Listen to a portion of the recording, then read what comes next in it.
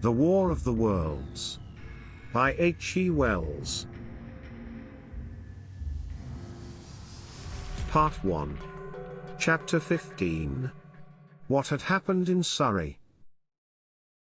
It was while the curate had sat and talked so wildly to me under the hedge in the flat meadows near Halliford, and while my brother was watching the fugitives stream over Westminster Bridge, that the Martians had resumed the offensive. So far as one can ascertain from the conflicting accounts that have been put forth, the majority of them remained busied with preparations in the Horsell pit until 9 that night, hurrying on some operation that disengaged huge volumes of green smoke. But 3 certainly came out about 8 o'clock and, advancing slowly and cautiously, made their way through Byfleet and Purford towards Ripley and Weybridge, and so came in sight of the expectant batteries against the setting sun. These Martians did not advance in a body, but in a line, each perhaps 1.5 miles from his nearest fellow. They communicated with one another by means of siren-like howls, running up and down the scale from one note to another. It was this howling and firing of the guns at Ripley and St. George's Hill that we had heard at Upper Halliford. The Ripley gunners, unseasoned artillery volunteers who ought never to have been placed in such a position, fired one wild, premature, ineffectual volley, and bolted on horse and foot through the deserted village, while the Martian, without using his heat-ray, walked serenely over their guns, stepped gingerly among them, passed in front of them, and so came unexpectedly upon the guns in Painshill Park, which he destroyed. The St. George's Hill men, however, were better led or of a better mettle. Hidden by a pine wood as they were, they seemed to have been quite unsuspected by the Martian nearest to them. They laid their guns as deliberately as if they had been on parade, and fired at about 1,000 yards range. The shells flashed all round him, and he was seen to advance a few paces, stagger, and go down. Everybody yelled together, and the guns were reloaded in frantic haste.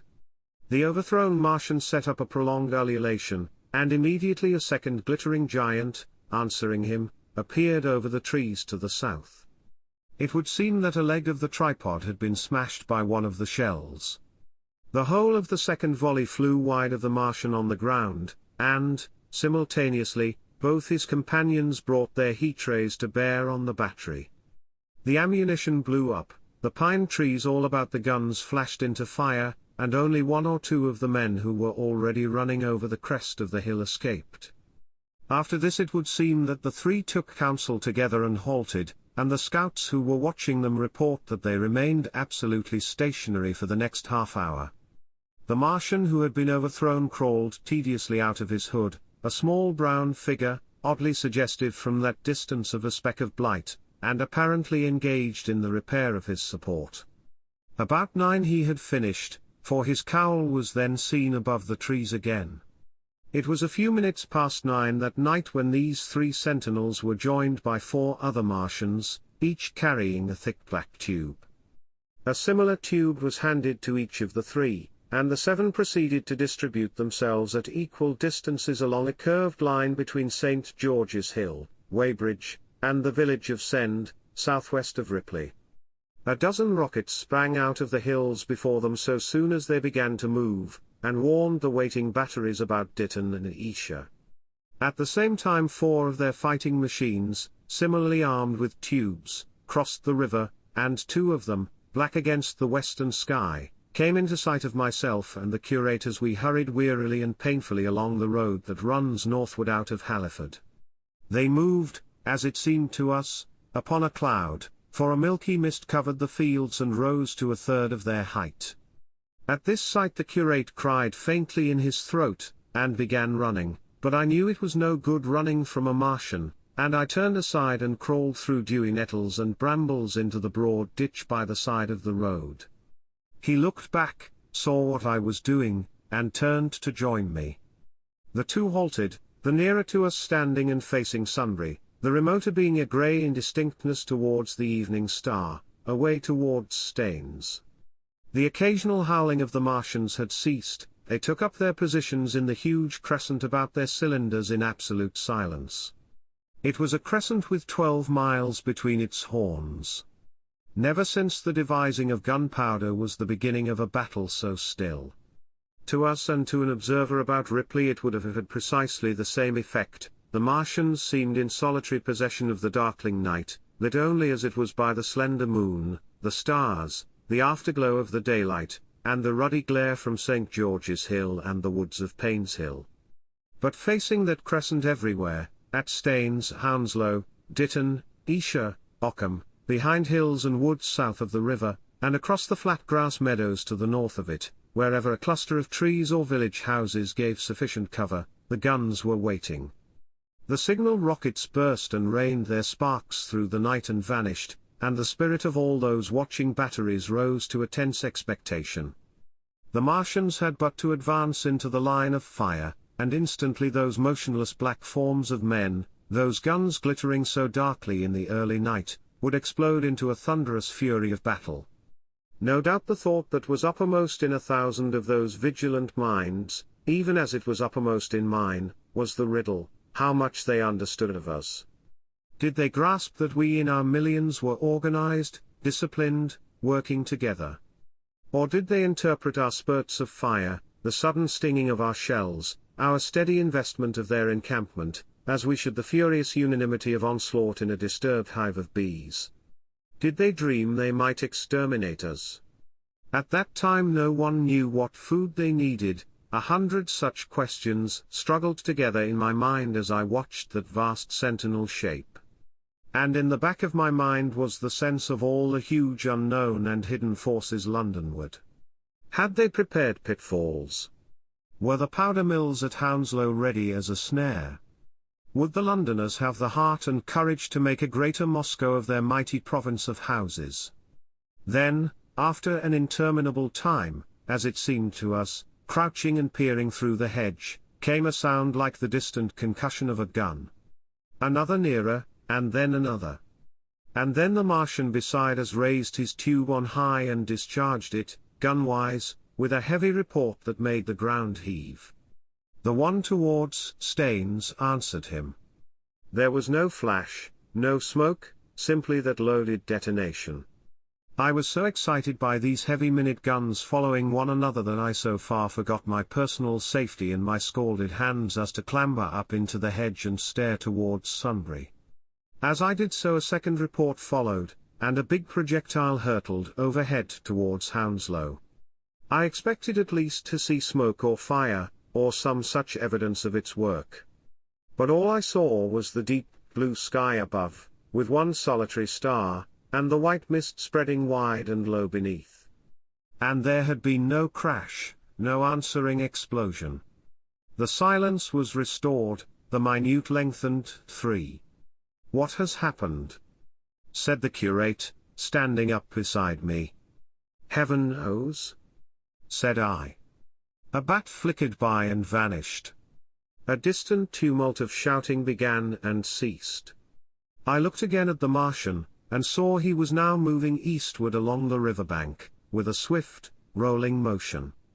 Every moment I expected the fire of some hidden battery to spring upon him, but the evening calm was unbroken. The figure of the Martian grew smaller as he receded, and presently the mist and the gathering night had swallowed him up. By a common impulse we clambered higher. Towards Sunbury was a dark appearance, as though a conical hill had suddenly come into being there, hiding our view of the farther country, and then, remoter across the river, over Walton, we saw another such summit. These hill-like forms grew lower and broader even as we stared. Moved by a sudden thought, I looked northward, and there I perceived a third of these cloudy black kopjes had risen. Everything had suddenly become very still. Far away to the southeast, marking the quiet, we heard the Martians hooting to one another, and then the air quivered again with the distant thud of their guns. But the earthly artillery made no reply. Now at the time we could not understand these things, but later I was to learn the meaning of these ominous kopjes that gathered in the twilight. Each of the Martians, standing in the great crescent I have described, had discharged, by means of the gun-like tube he carried, a huge canister over whatever hill, copse, cluster of houses, or other possible cover for guns, chanced to be in front of him. Some fired only one of these, some two, as in the case of the one we had seen. The one at Ripley is said to have discharged no fewer than 5 at that time. These canisters smashed on striking the ground, they did not explode, and incontinently disengaged an enormous volume of heavy, inky vapor, coiling and pouring upward in a huge and ebony cumulus cloud, a gaseous hill that sank and spread itself slowly over the surrounding country. And the touch of that vapor, the inhaling of its pungent wisps, was death to all that breathes. It was heavy, this vapor, heavier than the densest smoke, so that, after the first tumultuous uprush and outflow of its impact, it sank down through the air and poured over the ground in a manner rather liquid than gaseous, abandoning the hills, and streaming into the valleys and ditches and watercourses, even as I have heard the carbonic acid gas that pours from volcanic clefts is wont to do. And where it came upon water some chemical action occurred, and the surface would be instantly covered with a powdery scum that sank slowly and made way for more. The scum was absolutely insoluble, and it is a strange thing, seeing the instant effect of the gas, that one could drink without hurt the water from which it had been strained. The vapor did not diffuse as a true gas would do. It hung together in banks, flowing sluggishly down the slope of the land and driving reluctantly before the wind, and very slowly it combined with the mist and moisture of the air, and sank to the earth in the form of dust. Save that an unknown element giving a group of 4 lines in the blue of the spectrum is concerned, we are still entirely ignorant of the nature of this substance. Once the tumultuous upheaval of its dispersion was over, the black smoke clung so closely to the ground, even before its precipitation, that 50 feet up in the air, on the roofs and upper stories of high houses and on great trees, there was a chance of escaping its poison altogether, as was proved even that night at Street Cobham and Ditton. The man who escaped at the former place tells a wonderful story of the strangeness of its coiling flow, and how he looked down from the church spire and saw the houses of the village rising like ghosts out of its inky nothingness. For a day and a half he remained there, weary, starving and sun-scorched, the earth under the blue sky and against the prospect of the distant hills a velvet black expanse, with red roofs, green trees, and, later, black veiled shrubs and gates, barns, outhouses, and walls, rising here and there into the sunlight.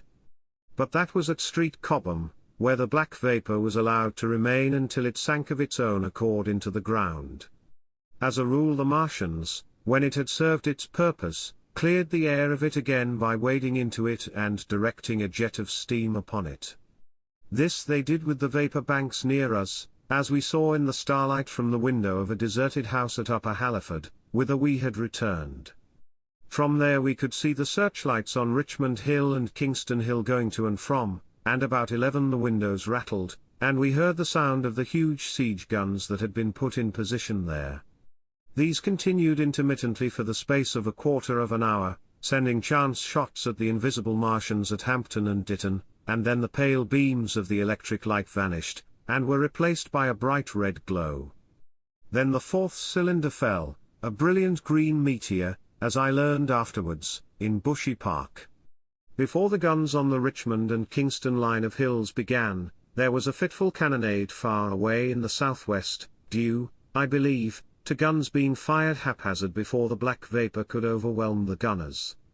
So, setting about it as methodically as men might smoke out a wasp's nest, the Martians spread this strange stifling vapor over the Londonward country. The horns of the crescent slowly moved apart, until at last they formed a line from Hanwell to Coombe and Malden. All night through their destructive tubes advanced.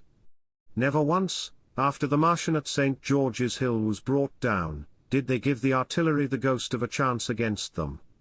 Wherever there was a possibility of guns being laid for them unseen, a fresh canister of the black vapor was discharged, and where the guns were openly displayed the heat ray was brought to bear.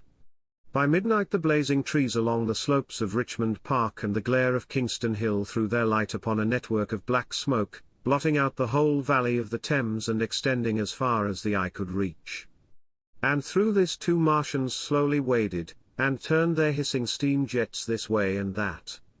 They were sparing of the heat ray that night, either because they had but a limited supply of material for its production or because they did not wish to destroy the country but only to crush and overawe the opposition they had aroused. In the latter aim they certainly succeeded. Sunday night was the end of the organized opposition to their movements. After that no body of men would stand against them, so hopeless was the enterprise. Even the crews of the torpedo boats and destroyers that had brought their quick firers up the Thames refused to stop, mutinied, and went down again. The only offensive operation men ventured upon after that night was the preparation of mines and pitfalls, and even in that their energies were frantic and spasmodic. One has to imagine, as well as one may, the fate of those batteries towards Esher, waiting so tensely in the twilight. Survivors there were none. One may picture the orderly expectation, the officers alert and watchful, the gunners ready, the ammunition piled to hand, the limber gunners with their horses and wagons, the groups of civilian spectators standing as near as they were permitted, the evening stillness, the ambulances and hospital tents with the burned and wounded from Weybridge, then the dull resonance of the shots the Martians fired, and the clumsy projectile whirling over the trees and houses and smashing amid the neighboring fields. One may picture, too, the sudden shifting of the attention, the swiftly spreading coils and bellyings of that blackness advancing headlong, towering heavenward, turning the twilight to a palpable darkness, a strange and horrible antagonist of vapor striding upon its victims, men and horses near it seen dimly, running, shrieking, falling headlong, shouts of dismay, the guns suddenly abandoned, men choking and writhing on the ground, and the swift broadening out of the opaque cone of smoke. And then night and extinction, nothing but a silent mass of impenetrable vapor hiding its dead. Before dawn the black vapor was pouring through the streets of Richmond, and the disintegrating organism of government was, with a last expiring effort, rousing the population of London to the necessity of flight.